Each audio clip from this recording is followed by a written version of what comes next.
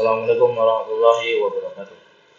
Alhamdulillah rabbil alamin. Segala puji bagi Allah Subhanahu wa taala yang telah memberikan kita nikmat iman dan Islam, dan salam semoga senantiasa tercurah kepada junjungan kita Nabi Muhammad SAW.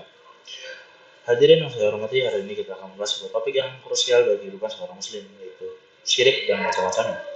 Mungkin ada yang bertanya, mengapa kita perlu membahas kesyirikan?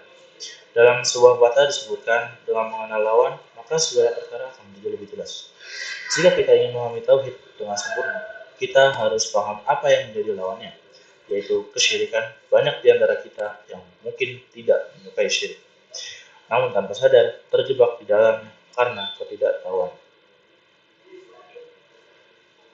Oke, tujuan presentasi hari ini bukan untuk menakut-nakuti, melainkan sebagai bentuk kewaspadaan agar kita senantiasa berada di atas jalan tauhid yang murni, jalan yang lurus. Mari kita simak pembahasannya. Oke, yang pertama kita akan membahas biografi singkat dari Ustadz Dr. Firanda Andirja MA. Ustadz Firanda Andirja merupakan seorang dai yang memiliki fokus mendalam pada bidang akidah dan fikih. Beliau dikenal karena menguasai literatur klasik dan gaya dakwahnya yang sistematis.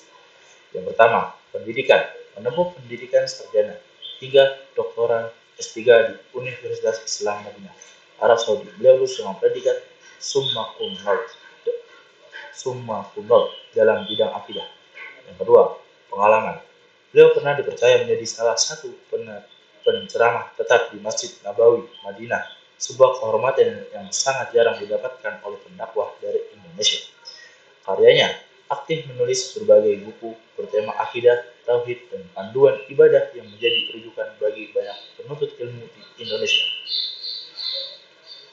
Oke, yang pertama kita akan masuk ke dalam video dari kajian Ustadz Firanda Andirja MA yang bertema memahami syirik dan macam-macamnya. Yang pertama, urgensi mempelajari syirik. Filosofi. Dengan mengenal lawan, maka sesuatu akan menjadi jelas. Mempelajari syirik membantu kita memahami tauhid dengan lebih terperinci. Banyak orang-orang mengaku tidak suka syirik, namun terjerumus karena tidak mengenali contoh-contoh praktisnya. Secara histori, syirik adalah dosa yang pertama kali dilarang dalam Al-Quran, seperti dalam Quran surat Al-Tasbih, bahkan sebelum khamr atau zina. Mengapa syirik adalah dosa terbesar?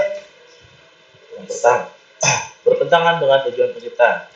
Tujuan utama manusia diciptakan adalah untuk mentauhidkan Allah. Syirik merusak tujuan tersebut secara langsung. Yang kedua adalah hak utama Allah Subhanahu wa taala. Dosa lain seperti zina atau mencuri berkaitan dengan hak manusia, sedangkan syirik adalah bentuk pelanggaran langsung terhadap hak Allah untuk disembah. Konsekuensinya adalah syirik tidak akan diampuni oleh Allah jika pelakunya meninggal tanpa sempat bertaubat. Selain itu, syirik dapat menggugurkan seluruh amal soleh seseorang. Pembagian syirik ada dua, yang pertama besar dan kecil. Syirik akbar atau besar mengeluarkan seorang dari Islam. Contoh, menyembelih untuk jin, berdoa kepada selain Allah, atau meyakini dukun. Syirik asghar atau kecil tidak mengeluarkan dari Islam, namun dosa besar yang merusak kesempurnaan tauhid. Contoh seperti riya atau pamer, atau bersumpah dengan selain nama Allah. Catatan pentingnya adalah yang harus digarisbawahi di sini adalah syirik akbar menggugurkan seluruh amal, sedangkan syirik kecil hanya mengurangi atau membatalkan amal yang tercampur dengan perbuatan syirik tersebut.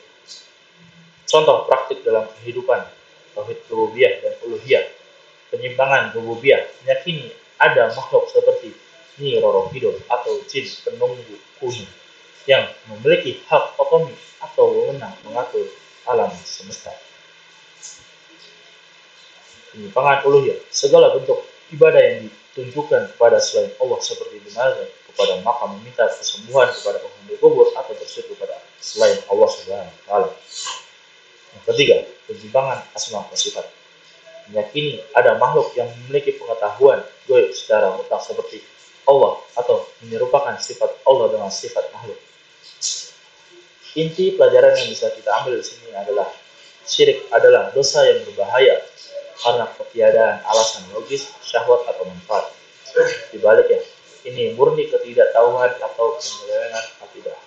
harapan yang dapat kita harap adalah semoga kita senantiasa dikaruniakan keistiqomahan di atas tauhid hingga akhir hayat dan dijauhkan dari segala bentuk kesyirikan. Sebagai penutup, mari kita renungkan kembali bahwa syirik bukanlah dosa biasa. Ia adalah dosa yang secara langsung bertentangan dengan tujuan penciptaan kita sebagai manusia, yaitu menegaskan Allah Subhanahu wa Ta'ala. Pesan terpenting dari apa yang telah kita bahas hari ini adalah agama ini memiliki disiplin ilmu. Jangan sampai kita berani berbicara atau berspekulasi tentang hal gaib, malaikat, atau urusan yang menjadi hak prerogatif Allah hanya karena ikut-ikutan tren atau sekedar ingin terlihat nyeleneh.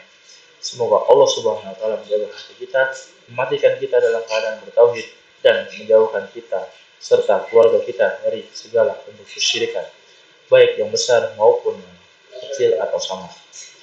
Demikian kurang lebih dari saya. Semoga apa yang saya sampaikan bermanfaat dan mohon maaf bila ada kekurangan itu datang dari saya sendiri. Yang benar hanyalah dari Allah Subhanahu wa Ta'ala. Wassalamualaikum warahmatullahi wabarakatuh.